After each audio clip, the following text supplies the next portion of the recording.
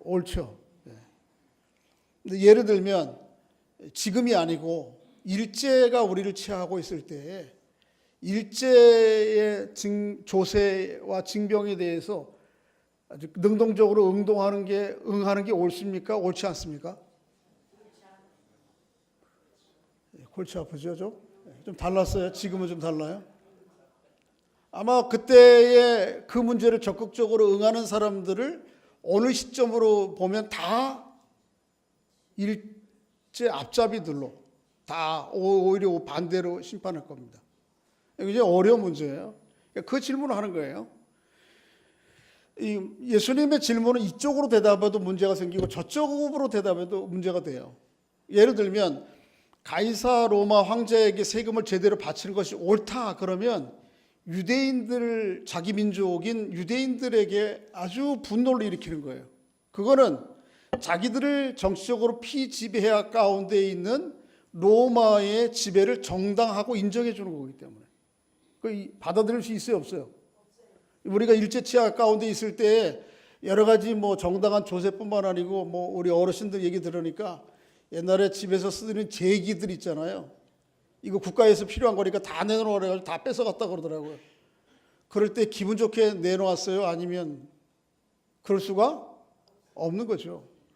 그러니까 이걸 내놓으면 유대인들의 입장에서 볼 때 이런 말도 안 되는 소리. 너는 우리 민족의 반역자다.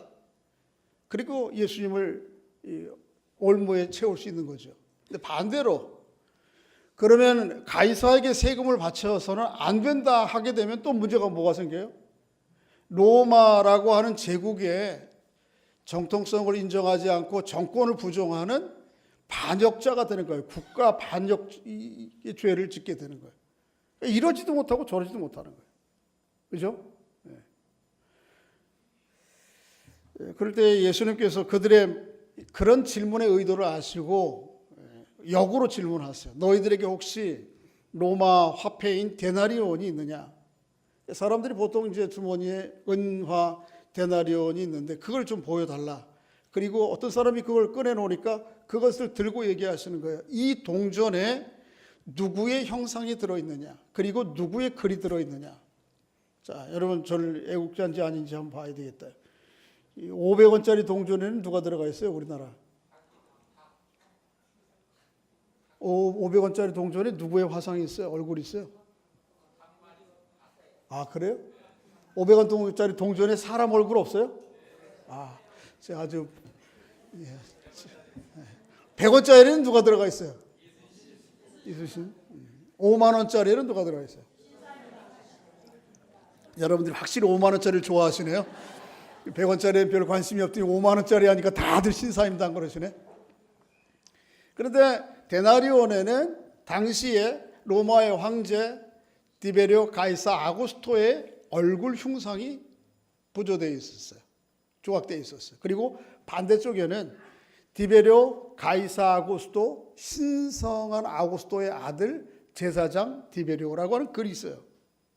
이거는 로마의 정권을 공적으로 인정해주는 도구죠. 근데 그거를 유대인들이 다 주머니에 넣고 쓰고 다니는 거예요. 아니 다 쓰고 다니면서 이걸 공식적으로 인정해주면서 이걸 세금을 가이사에게 바쳐야 되나 말아야 되나 이 질문하는 게 너무 우스운 거예요. 예수님께서 뭐라고 말씀하시는가 하면 아주 절묘한 말씀을 하시죠. 아주 유명한 말씀입니다. 25절 시작. 이르시되 그런즉 가이사의 것은 가이사에게 하나님의 것은 하나님께 바치라 하시니. 우리나라 종교인세가 지난해에 책정이 돼서 정해져서 세금을 내게 되는데 그 근거가 요 25절 말씀이에요. 가이사의 것은 누구에게? 가이사에게. 하나님의 것은 누구에게? 하나님께 바치라. 그렇게 말씀하고 계세요. 자, 너무 딱 한마디 25절 말씀이기 때문에 이걸 가지고 종교와 국가, 기독교와 국가 간의 관계 설정을 위한 충분한 말로 우리가 받아들이기는 어려워요. 그럼에도 불구하고 분명한 것은 뭐냐면 예수님께서 세상 정부, 그게 비록 유대인의 입장에 볼 때 굉장히 곤욕스러운 로마 정부라 할지라도 그럼에도 불구하고 로마 국가와 로마 국가의 황제를 인정한다라고 하는 사실입니다. 그러니까 예수님께서 뭐라고 하신 거예요? 가이사의 것은 누구에게? 가이사에게 바치라. 제대로 세금 내라 그 말이에요. 제대로 세금 내고 살아라. 국가를 하나님께서 만드신 이유는 그게 비록 꼭 기독교 국가가 아니어도요, 세상의 모든 국가와 제도, 그리고 거기에 세움을 받은 권세자들, 권력자들은 다 하나님이 세우신 것이라고 성경은 늘 일관되게 얘기해요. 오늘 본문에는 너무 간단해서 관련된 몇 본문 살펴보겠는데, 로마서를 보시면 바울이 이렇게 기록합니다. 한번 읽어보겠습니다. 시작. 각 사람은 위에 있는 권세자들에게 복종하라. 권세는 하나님으로부터 나지 않음이 없나니 모든 권세는 다 하나님께서 정하신 바라. 그러므로 권세를 거스리는 자는 하나님을 거스림이니 거스리는 자들은 심판을 자취하리. 모든 권세는 누구로부터 왔어요? 그리고 그 권세와 거기에 지도자들은 누가 세우신 거예요? 하나님이 세우신 거라는 거예요. 이 세속 국가라 할지라도, 세상 국가라 할지라도 그게 하나님이 세우신 것이라는 거예요. 자, 다음 절 한번 읽어보시면 4절 시작. 그는 하나님의 사역자가 되어 내게 선을 베푸는 자니라. 곧 하나님의 사역자가 되어 악을 행하는 자에게 진노하심을 따라 보응하는 자니라. 너희가 조세를 바치는 것도 이로 말미암음이라. 그들이 하나님의 일꾼이 되어 바로 이 일에 항상 힘쓰니라. 세상에 있는 모든 정부에 오늘날은 뭐 이렇게 굉장히 세부적 나눠져 있습니다. 입법부의 지도자들, 행정부의 지도자들, 또 뭐 사법부의 지도자들 다 나눠져 있는데, 어쨌든 어떤 모양으로 세우신 제도와 거기에 세우신 일꾼들이라도 누구의 사역자라고요? 하나님의 사역자라고. 하나님. 우리 그리스도인들이 먼저 국가와 국가의 지도자들을 바라보는 가장 기본적인 관점이 이거여야 되는 거예요. 바울만 그렇게 얘기하지 않았어요? 우리 예수님 먼저 말씀하셨고 베드로도 유사한 말씀하십니다. 2장 13절 14절 시작. 인간의 모든 제도를 주를 위하여 순종하되 혹은 위에 있는 왕이나 혹은 그가 악행하는 자를 징벌하고 선행하는 자를 포상하기 위하여 보낸 총독에게. 사람들이 세운 제도라 할지라도 주를 위하여 어떻게 하라? 순종하라. 인간의 제도는 어떤 목적을 가지고 있어요? 악을 행하는 자들은 뭐하고? 징벌하고, 선행하는 자들에게 뭐 하려고? 포상하기 위해서 왕을 세우고 총독을 세운 거예요. 여러 모양의 지도자를 세우니 그들을 순종하고 순복하라. 그렇게 이야기를 하고 있어요. 이게 성경이 가지고 있는 국가와 그리고 거기에 세움을 받은 모든 지도자들에 대한 아주 기본적인 태도예요. 여러분과 저는 이 정부가, 지난 정부가, 앞으로 올 정부가 내 마음에 들든지 안 들든지, 내 정치적 견해와 같이 하든지 안 하든지 기본적으로 국가와 제도 그리고 세우신 종들은 하나님이 쓰시는 뭐다? 사역자요 종들이다. 선을 도모하고 악을 뭐하기 위해서? 징벌하기 위한 도구라고 하는 것을 기본적으로 받아들여야 됩니다. 우리나라가 너무 이 정치적으로 첨예한 갈등 관계에 있어서 나와 정치적 이해가 같으면 다 100% 옳고 나와 정치적 이해가 다르면 100% 다 틀리다. 그래서 아주 정치적인 문제 이슈를 가지고 논쟁하는 거 보면 너무 아주 치열한 정도가 아니고 끔찍해요. 무서워요. 근데 우리 그리스도인들은 기본적으로 생각해야 돼요. 모든 국가와 제도는 누가 세우신 것? 하나님이 세우신 것. 그리고 거기에 세우신 일꾼들은 하나님의 사역자요 하나님의 종이라는 걸 기억하셔야 돼요. 그렇지만 문제는 뭐냐 하면 이 국가와 제도라고 하는 것이 언제나 하나님이 의도하신 대로 순기능을 하지 않는다는 거예요. 오히려 반대로 국가와 제도는 쉽게 타락하고 부패할 수가 있다라고 하는 사실. 그렇게 부패하고 타락한 정부와 관료들에 대해서, 권세들에 대해서 우리가 동일하게 순종해야 되는가 하는 질문이 남습니다. 역사상에 쭉 보면 오히려 하나님이 세우신 국가 그 제도를 이용해서, 그 권세를 이용해서 자기들의 이기적인 욕심과 탐욕에 빠지고 자기들의 이기적인 욕심과 탐욕을 채우기 위해서 그 제도들을 이용하고 힘을 이용하는 권력자들을 수도 없이 보기 때문에 그렇습니다. 우리가 기억해야 될 것은 아주 기본적으로는 국가와 제도와 세우신 종들이 하나님의 종들이지만 또 한 가지 기억해야 될 것은 이 권력은 쉽게 부패한다는 것입니다. 권력은 어떻게 한다? 쉽게 부패한다. 한번 따라해 보겠습니다. 정치인은 교도소 담장 위를 걸어가는 사람이다. 어떤 그런 흔한 말이 있어요.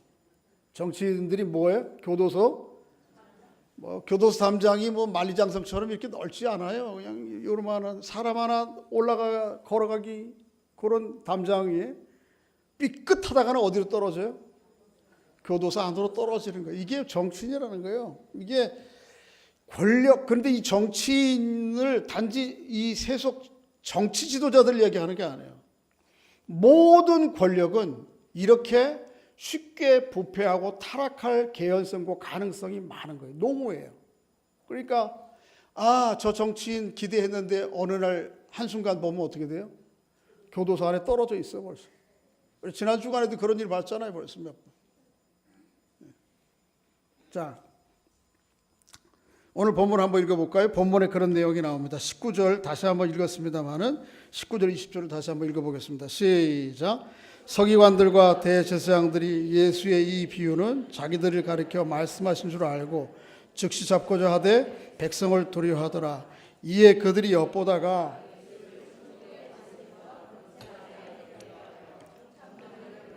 그들을 스스로 은인치 하며 예수의 말을 책잡게. 19절과 20절에 지도자들이 나오죠. 19절에는 누가 나와요? 서기관들과 대제사장. 이 사람들은 당시에 종교 지도자들이에요. 그리고 뒤에 보면 20절에 보면 누가 나와요? 총독이 나와요. 이 사람 누구예요? 로마의 황제를 위임받은 총독이에요. 정치 지도자예요. 이 사람들이 둘이 짝짝꿍이 되고 있어요. 평소에는 이 사람들이 별로 친한 사이가 아니에요. 오늘 본문에 이 두 사람은 나오지만 오늘 본문이 병행이 되고 있는 마태복음에 보면 거기에 또 헤롯 당원들이 나와요. 헤롯과 헤롯 당원들. 바리새인들이 헤롯과 헤롯 당원들과 함께 예수를 잡아 죽이려고 하는 일에 공모하고 있어요. 자, 보세요. 평소에는 원수지간이야. 종교 지도자들과 헤롯 사람들은, 헤롯과 그의 아들들은요, 원래 유대 사람들이 아니에요. 이방 사람들이에요. 어떻게 돈 가지고 정권 잡은 거예요? 그러니까 유대인들이 얼마나 미워해. 서기관들과 제사장들이, 바리새인들이. 그런데도 예수를 잡아 죽이려고 하는 일에 한순간 한통속이 되어 있는 거예요. 지금. 유대인들과 로마 정권 사이에 얼마나 긴장과 갈등 관계가 있어요. 실제적으로 예수님 오시기 100년 전에는 유대인들이 정치적, 물리적 봉기를 일으켜가지고 한 100여 년 정권을 잡았던 때가 있어요. 오늘 본문이 있고 난 다음에 몇십 년 후에는 로마라고 하는 제국이 무력을 앞세워서 예루살렘을 돌 위에 돌 하나 남지 않도록 완전히 초토화시킵니다. 이런 갈등 관계인데 자기들의 정치적인 욕심과 탐욕을 위해서 한순간에 친구가 되는 거예요. 이게 뭐예요? 이게 정치의 권력의 속성이에요. 그리고 권력은 언제라도 뭐 할 수 있는 거예요? 부패할 수 있는 거예요. 이게 세상 정치 총독과 헤롯 왕과 그의 주변에 있는 사람들만이 아니고요. 종교 권력들도 쉽게 부패해요. 오늘 본문에 서기관들과 대제사장이 그런 거예요. 그러니까 모든 권력은 힘이 주어지면 그 힘은 쉽게 상한다. 쉽게 부패한다. 이게 예외 없어요. 그래서 예수님께서 앞에서는 가이사의 것은 가이사에게, 그래서 아주 기본적인 세상 제도와 국가와 그 지도자들을 기본적으로 긍정해야 된다고 얘기하지만 이런 권력의 속성 때문에 반대적인 생각도 말씀하세요. 예를 들면 이런 거 있어요. 누가복음 13장 31절 읽어보겠습니다. 시작. 어떤 바리새인들이 나와서 여기를 떠나소서 헤롯이 당신을 죽이고자 하나이다. 이르시되 너희는 가서 저 여우에게 이르되 오늘과 내일은 내가 귀신을 쫓아내며 병을 고치다가 제3일에는 완전하여 예수님께서 헤롯을 가르쳐서 뭐라고 그래요? 저 여우라고 그런다. 그러니까 하나님이 세우신 제도와 그 권력자가 하나님의 일꾼이지만 어떤 때는 어떻게 행동해요? 저 여우같이 행동. 마가복음에 보면 이런 말이 있어요. 시작. 예수께서 경고하여 이르시되 삼가 바리새인들의 누룩과 헤롯의 누룩을 주의하라. 여기 헤롯의 누룩이 뭐예요? 헤롯 왕과 그 주변에 있는 정치 세력들이 누룩이 퍼져나가듯이 퍼져나가면서 자기들의 탐심과 목적을 이루기 위해서 진리와 하나님의 뜻을 거스리는 것을 얘기해요. 그러니까 세상의 지도자들을 가르쳐서 예수님께서 뭐라고 얘기하는 거예요? 저 여우라고 그러고 헤롯의 누룩이라고, 그렇게 비판적인 시각으로 주님께서 말씀하시는 거예요. 그러니까 우리가 국가 권력을 바라볼 때 아주 기본적으로는 하나님이 세우신 제도요, 거기에 일하는 권력자들이 하나님의 일꾼이라고 하는 걸 전제하지만 또 동시에 그들을 바라보는 관점은 어떠해야 되는 것입니까? 하나님의 말씀의 진리의 거울에 비추어서 옳은가 아닌가를 바라봐야 돼요. 그리고 늘 비판적인 시각으로 봐야 돼요. 그러니까 어떤 측면을 생각하면 내가 지지하는 정당은 100% 옳고 내가 지지하는 정당은 100% 틀리고 그런 거 없어요. 모든 세상의 권력은 하나님이 세우신 것이고 모든 권력과 지도자들은 부패할 가능성이 언제나 있어요. 이게 성경이 우리에게 국가와 제도를 바라보게 하는 관점이에요. 어떤 측면을 생각할 때에 이 세상의 권력과 지도자들 제도는 차선이에요. 최선이 아니에요. 차선이에요. 그래도 차선을 선택할 수 있는 상황은 좀 나은 거예요. 대부분의 역사 속에서 보면 차선이 아니고 어쩔 수 없이 차악을 선택해야 되는 상황들이 많아요. 그러니까 최선의 지도자가 아니고 어쩔 수 없이 차선의 지도자를 세우는 것이고, 세상 역사 가운데 차선이 아니고 어쩔 수 없이 차악을, 이것보다 더 나쁜 지도자가 있으니까 더 고통스러울 테니까 그래도 차악이 좀 낫지 않겠나, 이렇게 어쩔 수 없이 지도자들을 세울 수밖에 없는 상황들이 역사 속에는 많다는 것이죠. 우리나라가 차악이 되지 않기를 우리는 기도해야 되죠. 최선은 아니더라도 뭐예요? 차선은 되어야 되네. 이 정부가, 우리나라가, 이 정부만이 아니고 이전에 앞으로 올 국가가. 그래서 하나님의 뜻을 따라 선을 도모하고 악은 뭐하는? 징벌하는 그런 국가 제도와 지도자들의 역할들이 있어야 돼요. 우리가 그것을 늘 위해서 기도하고 힘써야 되겠습니다. 그런데 그게 뭐 어느 정도 서로 참아주면 그래도 괜찮을 것 같은데, 어떤 경우는 국가와 제도가, 지도자들이 선을 도모하고 악을 징벌하는 게 아니고 오히려 반대로 악의 본거지가 되는, 그리고 권력자들이 오히려 선을 도모하지 않고 악을 도모하는 본산지로 쓰여지는 경우들이 있어요. 그럴 경우는 우리가 어떻게 되는가? 어떻게 될까요? 당시에, 오늘 본문 당시에 헤롯 당원들, 열심 당원들이라고 하는 지헬롯이라고 하는 사람들이 있었는데, 이 사람들은 직접적으로 테러 그리고 요인 암살 이런 것들을 통해서 잘못된 제도와 또 지도자들을 죽이고, 그것들을 통해서 민중봉기를 통해서 때로는 정권들을 찾아보려고 하는 시도들이 있었어요. 그런데 예수님께서 그것에 대해서 어떻게 하죠? 인정하지 않아요. 예수님이 그런 방법 사용하지 않아요. 가장 대표적인 게 뭐예요? 예수님을 잡으러 이제 여기 오늘 본문에 나오는 이 대제사장 서기관들이 보낸 사람들, 또 로마와 헤롯에 보낸 군사들이 감람산에 마지막으로 기도하신 예수님을 잡으러 오시죠. 그리고 와서 어떻게 해요? 체포합니다. 칼과 무기를 가지고. 그때 베드로가, 요한복음에 보면 베드로였죠. 그 사람들이 가지고 온 칼 하나 빼가지고 예수님을 체포하려고 하는 사람들을 향해 칼을 휘두르죠. 그러다가 뭐가 잘라졌어요? 귀가 잘라졌어요. 베드로가 너무 겁나서 목을 치긴 좀 그렇고 귀라도 자르자 그런 걸까요? 아니죠. 어떻게 하다 보니까 목을 향했는데 제대로 안 맞고 귀가 잘라진 거지. 예수님께서 어떻게 말씀하시죠? 이렇게 얘기하세요. 그 장면들을 보시면서 읽어보겠습니다. 시작. 예수께서 이르시되 내 칼을 도로 칼집에 꽂으라. 칼을 가진 자는 다 알라. 자기를 보호하기 위해서, 변호하기 위해서 베드로가, 제자가 칼을 들었는데 예수님 말씀하시기를 칼을 내려놓아라. 칼집에 꽂으라. 칼을 든 자는 뭐로 망해요? 칼로 망해요. 그래서 폭력적 방식으로 정의를 바로잡으려고 하는 것에 대해서 예수님이 동의 안 하세요.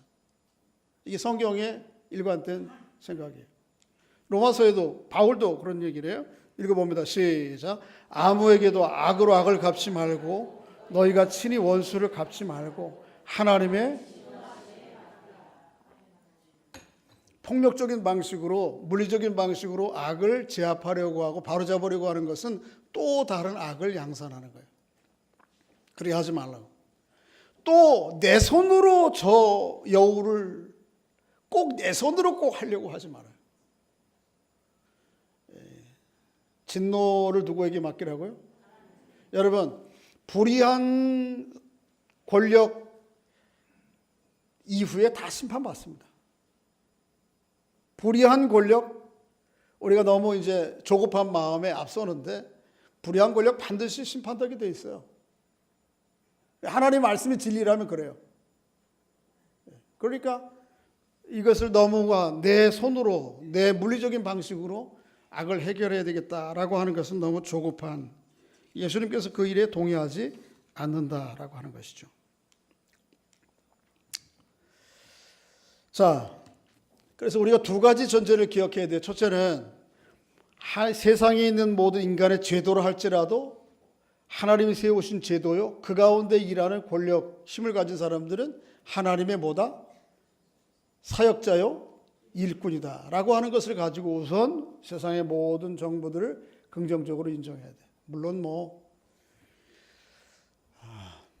나치같이 아니면 그와 유사한 노골적인 악을 행하는 사람들에 대해서 동의해야 되느냐, 참 어려운 문제긴 한데 어쨌든 기본적으로. 그러나 어떻게 해야 돼요? 모든 권력들은 쉽게 어떻게 한다? 상해요. 쉽게 상해. 권력은 쉽게 상해요. 정치 권력만 쉽게 상하는 게 아니에요. 종교 권력도 쉽게 상하는 거예요. 그래서 오늘 본문에 보면 서기관과 대제사장들이 누구와 공모하고 있어요? 로마 총독과 헤롯의 일당들과 한 통속이 돼가고 있단 말이에요. 우리나라도 종종 그랬어요. 종교 권력자들이 정치 권력을 사는 사람들의 앞잡이 노릇을 하고 거기와 결탁해서 뭔가 이득을 보고, 오늘 우리 교회가 그런 열매가 아닌지는 혹시 모르겠어요. 이 두 가지, 모든 제도와 권세자들은 하나님이 세우신 것, 그러나 언제나 그들이 늘 부패할 수 있다고 하는. 그러잖아요. 선거할 때는 많은 기대하고 했잖아요. 그런데 기대하고 난 1, 2년 지나고 나면 어디로 떨어져 있어요? 교도소 안으로 떨어져 있잖아요, 벌써. 지난주에도 그런 사건들을 몇 번 경험했잖아요. 언제라도 하나님이 세우신 지도자들이긴 하지만 언제라도 부패하고 언제나 한계를 가지고 있는 존재예요. 그러니까 우리들이 현실 정치를 바라볼 때 우리 그리스도인들 한 발 좀 물러섰으면 좋겠다 그런 생각이 들어요. 내가 지지하는 국가와 정부 다 옳지 않습니다. 내가 반대하는 국가와 정부 다 틀리지 않습니다. 우리는 마치 때로는 예수 믿는 사람들이 그 구도에 들어가서 우리는 다 옳고 니들은 다 틀리고, 요즘 그 치열해. 너무 인터넷상에 이런 거 좀 오르락내리락 하는 거 보면, 댓글 보면 너무 무서워요. 이 세상에서 이거 어떻게 살아야 될까? 나하고 조금만 반하면 다 어쨌든 강단에서 좀 리얼한 말이 나와야 되는데 말을 못하겠어. 그럴 정도로 거칠어. 저놈들은 아주 다 나쁜 놈들이야. 여기에서 싹 쓸어서 없어요. 버려야 될 인간들이야. 근데 우리 예수 믿는 사람들은 왜 그런 이 세상의 논리에 같이 휩싸이죠? 두 가지 견해 분명히 해야 돼요. 세상의 모든 제도와 지도자들 하나님이 세우신, 그 사람들에게 복종하지 않는 건 누구에게 거역하는 거라고 되어 있어요? 하나님께 거역하는 것이라고 되어 있어요. 그러나 동시에 그들은 분명한 한계를 지니고 있고 쉽게 어떻게 해요? 부패하고 타락해서 잘못될 가능성이 언제나 있어요. 언제나. 이 한계들을 두 가지를 이 긴장관계를 유지를 해야 되는 것이죠. 우리 그리스도인들이 그럼 적극적으로 어떻게 해야 되겠는가 하는 것이 우리의 관심입니다. 그게 21절에 기록되어 있어요. 21절 읽어보겠습니다. 시작. 그들이 물어 이르되 선생님이여 우리가 아노니 당신은 바로 말씀하시고 가르치시며 사람을 외모로 취하지 아니하시고 오직 진리로서 하나님의 도를 가르치시고. 여기 21절은 누가 한 말이에요? 서기관과 바리새인들이 예수님을 뭐하기 위해서? 회유하기 위해서 내지는 사탕발림으로 하는 말이에요. 그런데 회유하고 사탕발림으로 한 말이지만 이 말 중에 틀린 게 아무것도 없어요. 그들의 말이 100% 옳아요. 정말 진정한 국가, 하나님의 세우신 제도들을 통해서 하나님의 진리와 도는 누구를 통해서 이루어집니까? 오늘 본문에 나온 선생님이여 라고 하시는 그 예수 그리스도를 통해서 이루어져요. 예수 그리스도를 회유하고 또는 아첨하기 위해 한 말이지만 이 말은 다 옳아요. 100%. 맞아요. 예수 그리스도를 통해서만 진정한 세상의 정의와 공의가 이루어져요. 예수 그리스도만이 바로 말씀하시는 분이에요. 저를 보세요. 세상의 지도자들은 바로 말하는 지도자들이 정치 지도자들 여러 분야의 지도자들이 있긴 있지만 그들의 말은 때로는 바로 말하기보다는 상황에 따라서 말합니다. 이게 세상의 타락한 권력의 속성이에요. 그런데 예수님은 언제나 어떻게 하죠? 바로 말씀하세요. 또 예수님은 사람을 외모로 판단하지 않으세요.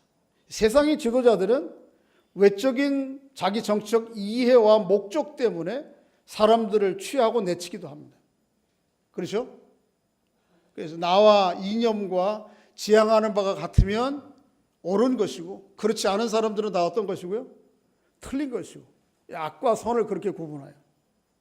예수님은 사람을 그런 외적인 환경과 조건을 가지고 보지 않았어요. 한 인간으로서 하나님이 보세요. 또 예수님은 오직 진리로서 말씀하세요. 그 진리는 뭐예요? 구체적으로 하나님의 도에 근거한 거예요. 하나님의 말씀과 뜻에 근거해서 그것이 무엇이냐를 얘기하시는 분이에요. 이게 또 동시에 세상의 권력과 지도자들이 가야 될 방향이기도 해요.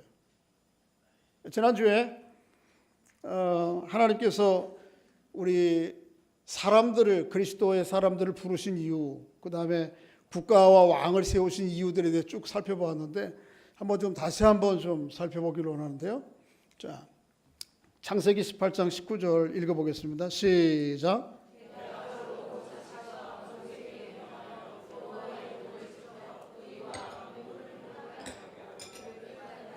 이게 누구에게 한 말이죠? 아브라함에게.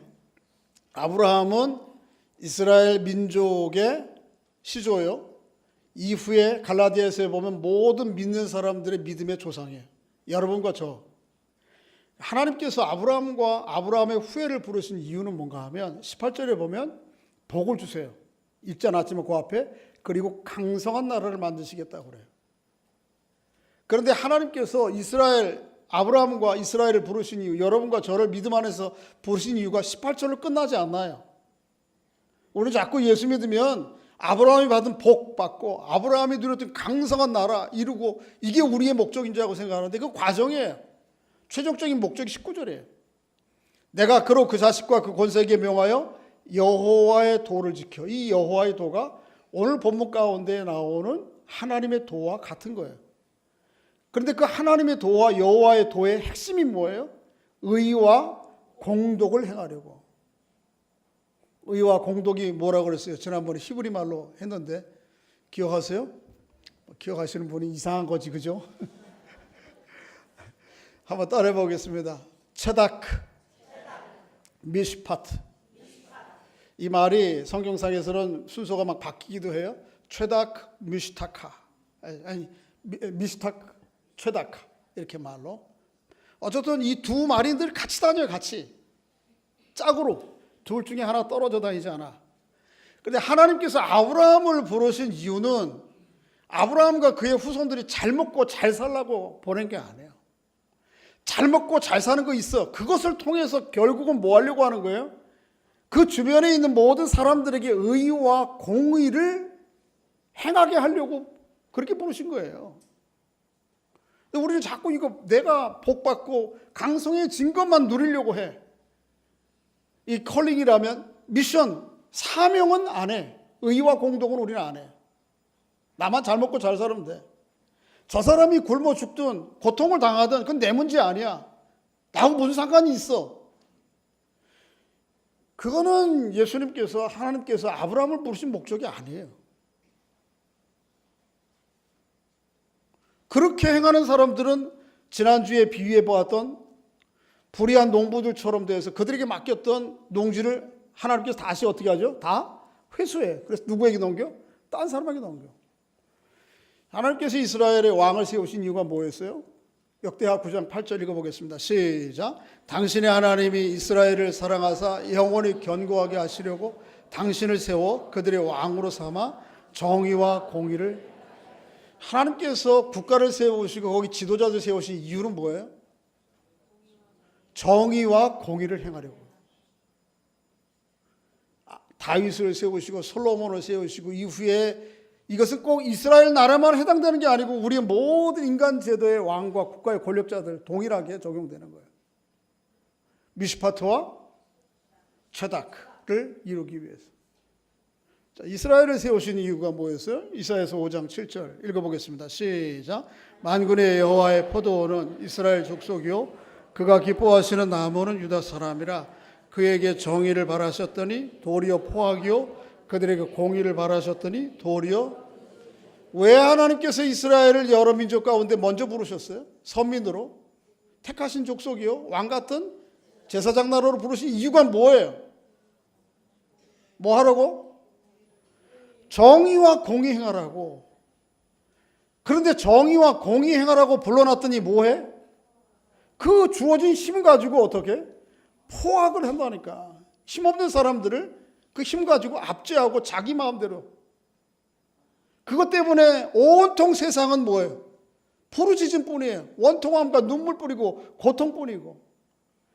이것 때문에 하나님께서 아브라함 부르시고 이것 때문에 이스라엘 왕 세우시고 이것 때문에 이스라엘 백성 세우신 게 아니에요. 이것 때문에 여러분과 저를 부르신 게 아니라고요. 예수 믿게. 나 잘 먹고 잘 살고 고통받고 눈물 흘리는 사람이 있든 없든 나 그들은 상관없이 우리끼리만 잘하면 된다. 너 언제 그런 하나님이 우리를 부르셨어요? 그렇게 주어진 힘과 자리를 행사하는 사람들을 하나님이 다 뺏어요. 지난주의 비유가 그거예요. 그래서 다른 사람들에게 맡겨요.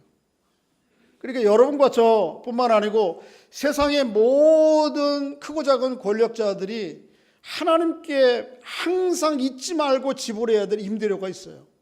세가 있어요. 그게 뭐예요? 미시파트와 최다크예요. 여러분과 저에게 기대하시는 게 그거예요. 우리나라가 뭐 다른 나라보다 더 잘 살고, 어제도 무슨 그 뉴스에 보니까 미얀마의 모잉야족들, 난민들 살아가는 삶의 실태를 르포에서 보여주더만요. 그거 나하고 무슨 상관이 있어? 굶어 죽든지 말든지. 지난주에 이제 가버나움이라고 하는 영화를 봤어요. 여러분 한번 좀 보시면 좋겠어요. 레바논에 시리아 난민들이 이주해 와 있는 사람의 삶의 실상들을 그리고 있는 영화, 너무너무 가슴이 아파. 근데 그게 나하고 무슨 상관이에요? 이슬람 사람들 더 고통을 당해야 돼. 저 중동 사람들은. 그게 예수 믿는 사람 우리를 그렇게 부르신 겁니까? 아니죠.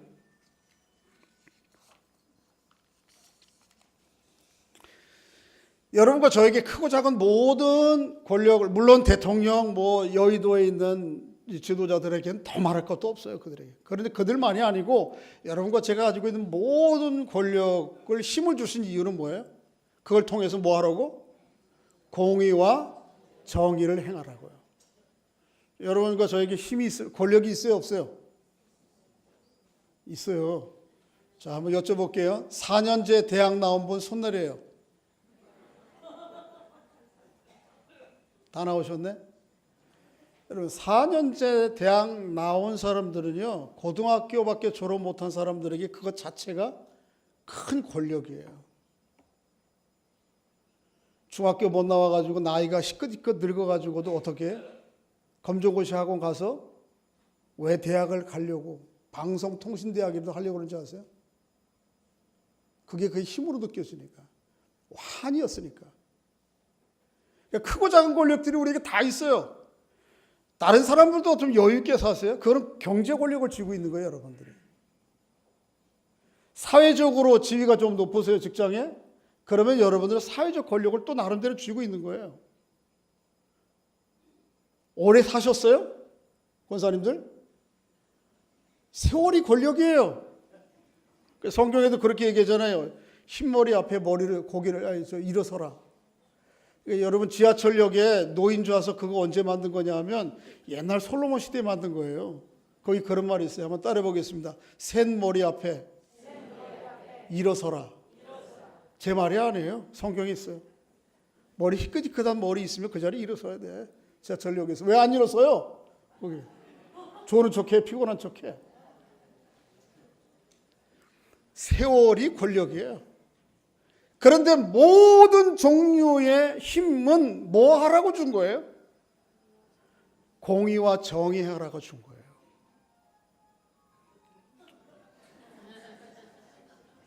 빨리 끝내라고.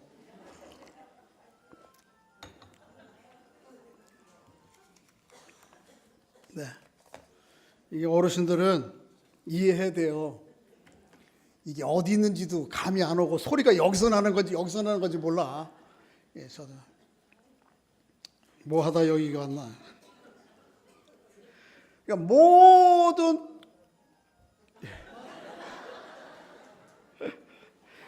이게 이제 또 꺼버리는 게 안 돼. 어떻게 끄는 건지 몰라. 근데 누가 좀 도와주세요. 옆에 분들 좀. 자, 그러니까 모든 큰 권력은 말할 것도 없고 작은 여러분과 저에게 있는 모든 사람들 다 나름대로 힘이 있어요. 그 힘을 가지고 힘이 없는 사람들을 그들에게 포악하게 굴라고 준 게 아니에요. 그래서 그들에게 눈물과 고통과 부르짖음이 있으라고 준 게 아니에요. 어떻게 하라고요? 그들을 잘 긍휼히 여기고 불쌍히 여겨서 그들에게서 눈물을 씻어주고 그들에게 고통의 소리가 좀 더 줄어들도록 내게 주어진 힘을 가지고 공의와 정의하라고 주신 거예요. 자, 이 공의와 정의를 예수님은 마태복음 6장 33절에서 그렇게 얘기했어요. 한번 따라해 보겠습니다. 너희는 먼저 그의 나라와 그의 뭐를 구하라? 그 의가 바로 공의와 정의예요. 체데크와 미스파트를 예수님은 한마디로 정의해 놓으신 거예요. 근데 그 의라는 말이 성경에서 제일 먼저 나오는 데가 어디냐 하면 창세기 15장 6절이에요. 읽어보겠습니다. 시작. 아브라함이 여호와를 믿으니 여호와께서 그를 다시 한번 아브라함이 여호와를 뭐하니? 믿으니 여호와께서 이를 그의 뭐로 여기시고? 의로 여기시고. 자 보세요. 좀 어려운 건데 의하면은 우리 한국인들은 유교적 관점들이 가치관들이 훈련이 되어서 법적으로 옳고 그른 것, 선악 이런 것을 먼저 생각하는데 사실은 성경이 말하는 의는 그것 이전에, 그건 나중에, 그건 면이 있어요. 그것 이전에 마음이 하나 되는 것을 의라고 그래요. 뭐가 되는 것? 마음이 그냥 일치되는 거 이게 아니고 그 마음에 내 마음을 어떻게 하는 것? 하나 되는 것, 동의하는 것. 아브라함이 살아가는 삶의 방식이 여러 가지였어요. 추구하는 바가 달랐어요, 하나님과. 그런데 하나님께서 그게 아니고, 아브라함아, 이거 여기 내가 말하는 거 이거. 그럴 때 아브라함이 그래요? 그래요. 그리고 아브라함이 그걸 동의하고 믿고 자기의 삶의 방식으로 받아들인 것, 그거를 가르쳐서 뭐라 그래요? 의라 그래요. 하나님과 아브라함이 마음이 통한 거예요. 마음이 하나 된 것, 그걸 의라 그래요. 그것에 기초해서 마음이 하나 된 정도가 아니고 사람들 사이에 지속 가능하게 이걸 어떻게 제도와 틀로 만들 것인가, 법으로 만들 것인가라고 하는 그런 법적인 의의가 그 다음에 나오는 거예요. 그러니까 하나님과 내가 마음이 하나 되는 것, 그거를 의라 그래요. 그런데 그 하나님과 내가 마음 되는 것은 하나님과 우리 사이의 관계로 끝나지 않고 다른 사람들과의 관계에 있어서도 동일하게 작동되는 원리여야 된다는 거예요. 의라고 하는 건 뭐냐 하면 저 사람과 내가 마음이 뭐가 되는 거? 동의하는 거. 그런데 힘이 있고 권력을 가진 사람, 갖지 못한 사람이 힘이 있고 권력을 가진 사람에게 동의하는 게 아니고 거꾸로 힘이 없고 배우지 못하고 힘을 가진 사람이 이런저런 모양의 힘을 가진 사람이 그렇지 못한 사람에게 마음을 주어서 하나가 되는 것, 이걸 의라 그러는 거예요. 힘이 없는 사람이 힘이 있는 사람들에게 마음을 주는 것처럼 동의하고 예스 맞아요 하는 거는 이거는 그게 성경이 얘기하는 동의가 아니에요. 이런저런 모양으로 힘이 있는 사람이 그걸 갖지 못한, 권력을 갖지 못한 사람에게 때로는 이 관점으로 보면 터무니없고 때로는 부족하고 어리석고 해도 거기에 있는 사람들과 함께 마음을 같이 모아둔 것, 이걸 의라고 그러는 거예요. 그리고 그 의를 우리의 구체적인 삶의 자리에서 규칙화해가는 게 뭐예요? 이게 법이에요. 이 법 없으면 어떻습니까? 힘 있는 사람 깜빵 갈까요? 깜빵이라고 감옥에 갈까요? 근데 법이 있으니까 어떻게 해요? 공의가 행해지잖아요. 그래서 떨어졌잖아, 지난 두 사람.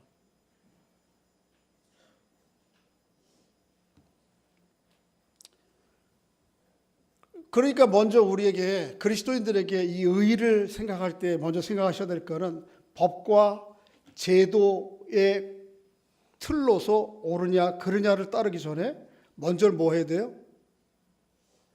마음이 하나가 돼요. 대통령은 뿐만 아니고 모든 지도자들은 법과 원칙, 제도를 가지고 국가, 사람들을 다스리기 전에 사람들의 눈물이 어디 있는지, 부르짖음이 어디 있는지 그 마음을 헤아리는 게 먼저여야 돼요. 근데 세상 권력은 어떻습니까? 그렇지 않을 경우가 참 많죠.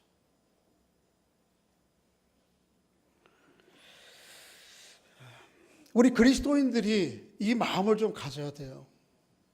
그래서 저는 좀 실제적인 제안을 여러분들에게 좀 하고 싶은 거는 예수 믿는 사람들이 우리 눈앞에 보이는 정적인 현상과 사건들과 상황 가운데 좀 한 발 좀 물러났으면 좋겠어요.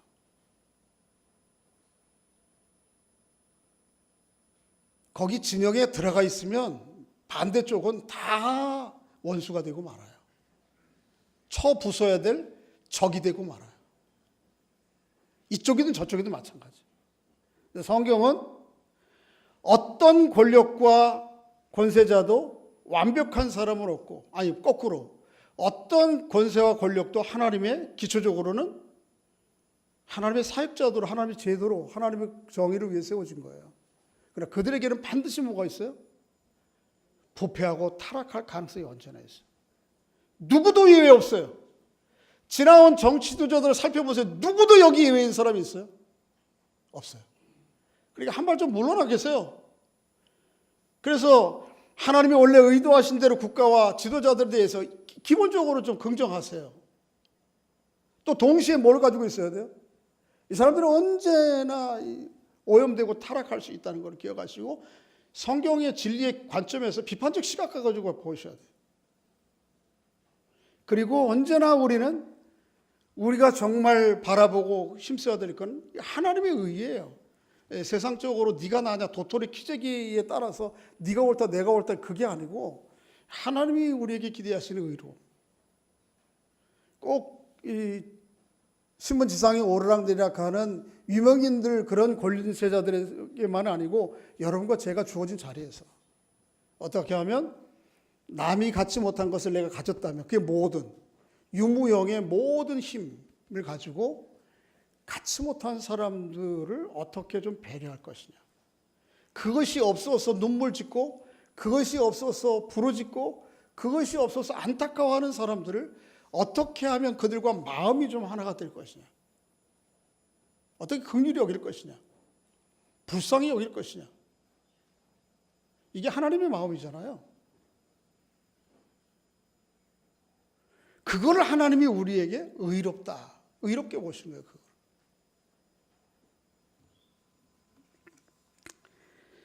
우리나라가 그런 나라 될 수 있기를 주의 이름으로 소원합니다. 그죠? 예. 법과 원칙, 제도의 틀을 가지고 그죠? 사람들을 단죄하는 거예요. 쉽게 막 기계적으로 풀어가는 거 누구든지 하는 거예요. 그거는 원래 국가와 제도와 지도자들 권력을 주신 하나님 권력 의도가 아니에요. 어떻게 하면 좀 그 눈물이 있잖아요. 부르짖음이 있잖아요. 그들과 함께 어떻게 하면 하나님의 마음으로 가진 많이 배운 사람들이 그럼 못 배운 사람들 불쌍히 여기고 긍휼히 여기고 그들의 마음 헤아리고 그 자리에 가서 그렇게 해서 하나님의 의를 이루어가고 그것에 기초해서 우리가 이미 만들어져 있는 제도와 법과 틀들도 조금 더 하나님의 공의를 이루어가는 관점으로 좀 바꿔가는 일들을 힘써야죠. 그게 우리가 그리스도인이 가야 될 자리라 그렇게 생각합니다. 우리나라가 그런 나라 될 수 있기를 주의 이름으로 소원합니다. 그렇게 우리 기도해야 됩니다. 그래서 우리나라가 대한민국이 무슨 나라가 되도록 하나님 나라가 되고 하나님의 의가 아주 곳곳에 넘쳐나는 그런 나라가 되도록 기도해야 되겠습니다. 찬송 하나 같이 하려고 그러는데요. 삼천리 반도 금수강산 580장인데 우리의 마음 가운데 그런 하나님의 의로움을 이루어가기 위한 마음으로 찬송하시고 기도하고 마치겠습니다.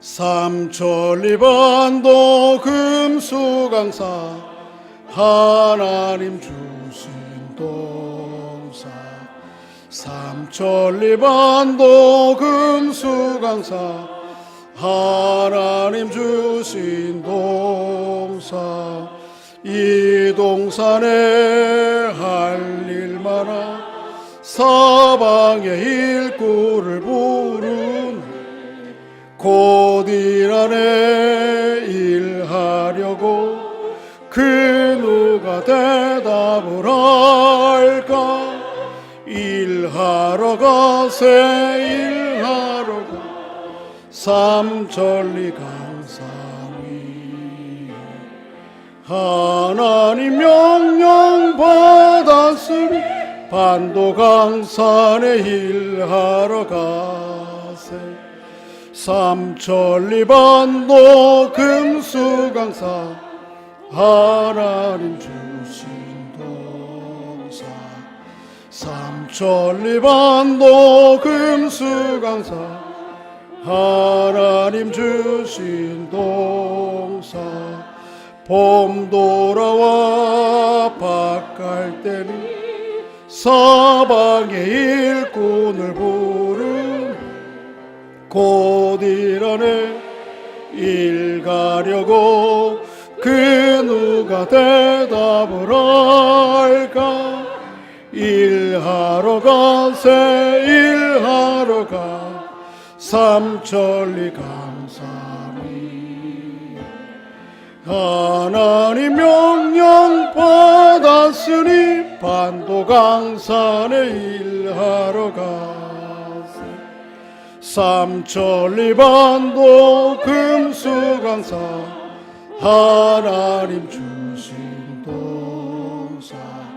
삼천리 반도 금수강산 하나님 주신 동산. 곡식이가 거둘 때니 사방의 일꾼을 부르니 곧 이날에 일하려고 그 누가 대답을 할까. 일하러 가세 일하러 가 함산 위에 하나님 복령 받았으니 반도 강산에 일하러 가세. 오늘 오후 예배 있습니다.